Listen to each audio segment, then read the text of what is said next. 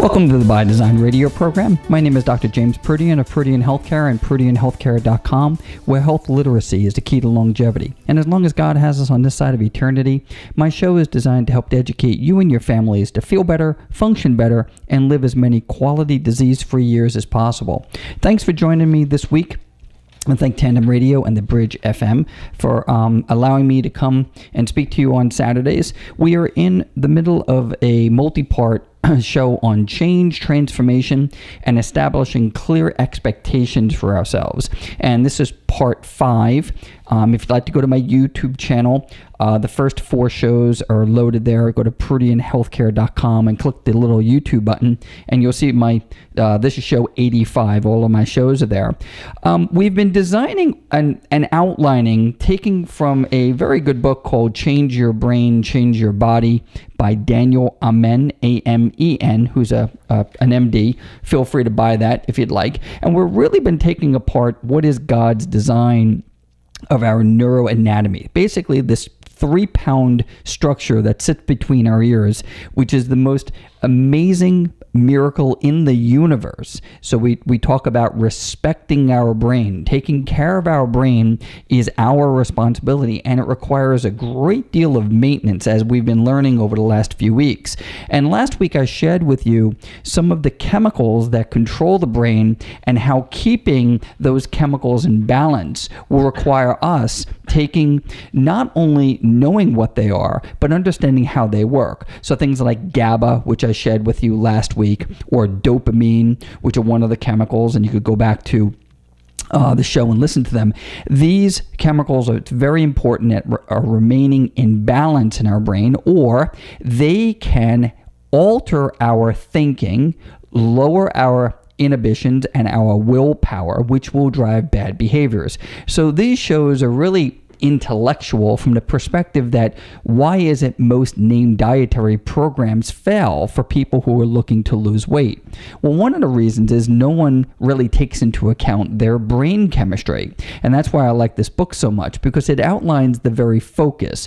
In my office, for instance, when I meet a new patient, it's one of the primary things that I'm looking at before I start outlining treatment protocols. What is the status mentally of the individual? Are they stressed out? Did they just go through a divorce or maybe a loss of a loved one? What is their stress status? How many hours a week are they working? Are they getting enough sleep? Because I realize, hey, it'd be really easy for me to put this person on a dietary program to lose weight. But unless I address that brain chemistry first, what good is the dietary changes we're going to go and make? So the brain chemistry is essential. But just a couple of quick announcements for today. So a little bit of house cleaning that I just wanted to bring to your attention. This past week, there was a tragedy, this thing that took place out in California where a man murdered 6 people. And, you know, it's all over the news. And every time there is a mass killing, the news will mention mental illness. But if you notice, not really anybody dives into the severity of mental illness in our country. I have a degree in public health, and I studied mental illness. I am not a mental illness specialist, but I just wanted to bring to your attention as we educate and go through these shows that brain chemistry and brain imbalance is more than, hey, I'm depressed, or I might have some anxiety or maybe panic attacks. There are real live mental illnesses that, in my opinion, are woefully mistreated in our country. They're misdiagnosed. And if you want to get an idea of the history of mental illness, there's a book out. It's called Madhouse. And I recommend this book for people who really want to understand some of the history of mental illness in New Jersey. This is done. This book comes out of Trenton State Mental Hospital back in the 1920s. And when you really dive into us as human beings having a understanding of what brain chemistry is and how we function and mental illness, that's a very good eye-opening book as to how mental illness has been treated in our country. So that as a side note, I just wanted to lift up those families that suffered loss, and my condolences and prayers. As each one of us with children, I have 5 of them. When you hear about these mass murders and these stories, it kind of tied into today's show because mental illness is a real live diagnosis. There is a number of mental illnesses, and there's a definite place in our culture for medication with respect to mental illness. Now, that aside, I want to trickle that into the fact that we know Luke 1:37, for with God nothing is impossible. We as individuals have a great deal of control and power over how we think, what we put in the hole under our nose, which is what we consume, and what we do with our physical body every day. So as we look at those things and dive into today's subject matter, let's take a look at what specifically fat is in the human body. The brain itself is comprised, like I said, of about 3 pounds. It's 80% water, 60% of the brain is actual fat. And we'll get into, so someone calls you a fathead, it's actually a term of endearment, okay? So we'll get into that a little bit, but let's talk about fat as this structure on your body. You may not realize, but this fat, this adipose tissue that we carry around, it produces a hormone called leptin, Leptin. Now, this leptin is really important because in a healthy individual, this is the stuff that turns off your appetite. But unfortunately, when people are overweight, obese, stressed out, the brain becomes desensitized to this leptin. So it no longer has the positive effect on curbing hunger cravings. So the fat cells, they produce hormones. And our ability, the brain, remember, is in charge of everything. So turning off your ability to decrease appetite is actually coming from the brain. Okay, so our brain will do that, and this hormone is called leptin. So fat stores will go up and down based upon our fat burning capability. We burn fat for energy. So after our bodies utilize carbohydrates for energy, it'll dip into fat storage and utilize fat for energy. Now, fat as a fuel is important because fat cells pump out immune system chemicals. So these are called cytokines. So when these increase the risk of cardiovascular disease. So cytokines are not necessarily good for us. We do not want to be dumping too much adipose or body fat into the system, and we also don't want to be yo-yo dieting. Now, this is going to lead somewhere, so stay with me. This is a little bit chemical. We have to put our brains on and kind of follow this. So as adipose tissue is decreasing in our body, which could be a good thing. A proper weight loss program is going to take an unhealthy individual, let's say who's carrying around 40% adipose tissue, and understand that fat, as that decreases, we want to turn that leptin brain cycle back on. But these cytokines, that are being pumped out, we have to make sure our body is getting rid of them. So inflammation, which I know you have heard me speak about, is at the very heart of chronic illness. So the level of fat in your body, particularly abdominal fat, is directly linked with a higher total cholesterol and LDL, which is the bad fat. So here we have insulin resistance, which we've spoken about, high blood sugar, excessive body fat, unfavorable cholesterol and triglyceride levels, and high blood pressure. All of these things contribute to the heart disease, stroke, depression, and Alzheimer's disease, which are, again, going back to the brain. So when we look at fat serves a major purpose in our body. We need to have fat. We would be dead if we didn't have fat. But in recent years, the study of adipose tissue, when I did cadaver dissection in gross anatomy class, this fat was just this kind of yellowy, greasy substance that was underneath the skin. Now, in recent years, it's found that fat stores, the storage, everybody, it stores toxic materials. So the more fat you have on your body, the more toxins you have in your system. So the more animal fat you eat, for instance, the more toxins you're going to have. Also, fat tends to increase the amount of estrogen in your body, especially now if you're a male. That's very important because fat cells store estrogen.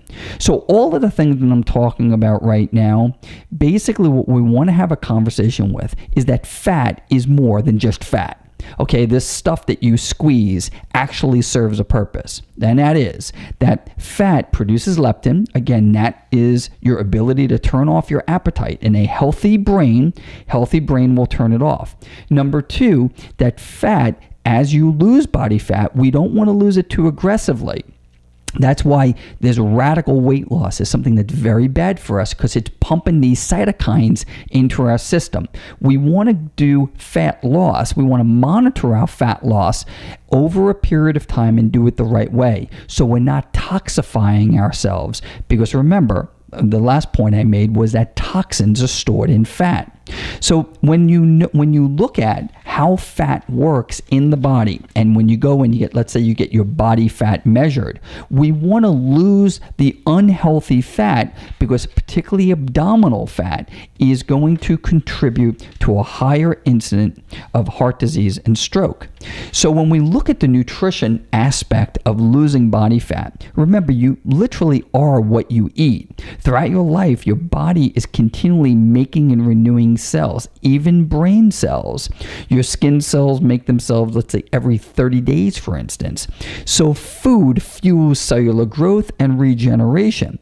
So as we're, let's say, wanting to lose weight, we have to look at the foods and how the foods contribute to brain chemistry because food is a drug. And you may have not ever thought about food that way, but you may have noticed that every time your child, for instance, snacks on candy or cookies, he might be bouncing off the walls. That's because the sugar or the processed bad foods will cause an imbalance of brain chemistry, And all of us have different sensitivities to this, which causes the kid to bounce off the walls. So, food can make you feel worse. Food can make you feel better. Food can make you sleepy. Food can make you feel great, which is ultimately what we want, Food will have a direct effect on brain chemistry because food is chemistry. Food is a drug. So diet, the type of diet you eat, will influence just about everything in your life. And when we look at the types of diets that people are eating, it'll affect your overall health, your ability to think quickly and clearly, your energy level, your physical and athletic performance, your weight, your appearance. And we got to get off the messaging that comes from our media, guys. So this body fat that's laying on, let's say we have excessive amount of body fat. Let's say with 30% or more, which is too much body fat, and we want to lose it, and we understand that it's not just some material we're going to go lose, but it actually produces hormones that the fat actually stores toxins.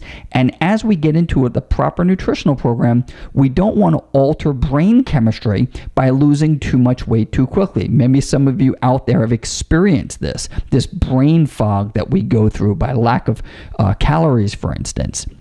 So when you look at the messaging that we're getting from our media, for instance, do you want to supersize that for 39 cents? Do you want fries with your meal? Do you want to eat your bread first? Do you want an appetizer? Do you want another drink? Do you want a larger drink? It's a better deal. Do you want dessert? It comes with the meal. You could get free refills or happy hour. You could drink more for less. It's just crazy, the all-you-could-eat buffets. And, when we look at the fact that we are designed a certain way by God, and we should look at things differently and clearer if we're going to affect that brain chemistry. We want to drink plenty of water. Green tea is wonderful. We want to increase those good fats because remember, the brain is made out of fat. So we want to increase good fats and get rid of those bad fats like saturated fats, and trans fats are horrible like margarine and hydrogenated corn oil. absolutely horrible for brain chemistry. We want to increase our good carbohydrates like fruits and vegetables and decrease the bad carbohydrates like white flour and white bread basically, and bagels and all of this, cookies and crackers and such. We want to get rid of artificial sweeteners. They directly affect brain chemistry. God did not design us to be consuming these artificial sweeteners. You want to limit the amount of caffeine intake. You want to reduce salt intake. You want to really look at increasing brain food. And if we increase those brain foods, then our brains, which require fat, remember 60% of our brain is fat, and it is very, very important that the 100 billion nerve cells in your brain get essential fatty acids. Those essential fatty acids are things like fish oil, the EPA, DHA, which builds brain chemistry, especially in our children. All right. So as we conclude today's show, the thought process here is fat is very important on the body. We need fat. We especially need good fats to fuel our brain. If we have too much fat on our body, there will be a breakdown of that leptin. That leptin is the ability which tells our body to stop eating. If we become desensitized to that, we overeat. So let's incorporate the healthy eating suggestions I made today, increase the healthy fats, decrease the bad fats, and let's clear up brain chemistry. So that God's plan is the very design of man and the way we're supposed to eat. Guys, if you'd like to come and see me, I'm doing a By Design seminar at Colts Neck Community Church on June the 7th from 10 to 11:30. It's a 90-minute program. You could contact Colts Neck Community Church for more information. I wanted to wish everybody a happy weekend, and thank you for listening to the By Design radio program and me, Dr. James Proodian, for this episode. We're going to pick up next week on brain chemistry and continue our conversation. Let's start making those nutritional changes out there. Let's improve the quality of foods that we're eating, get back to God's foods. Please go to drproodian.com, which is my blog, and there's plenty of good information if you'd like to read my blog. God bless.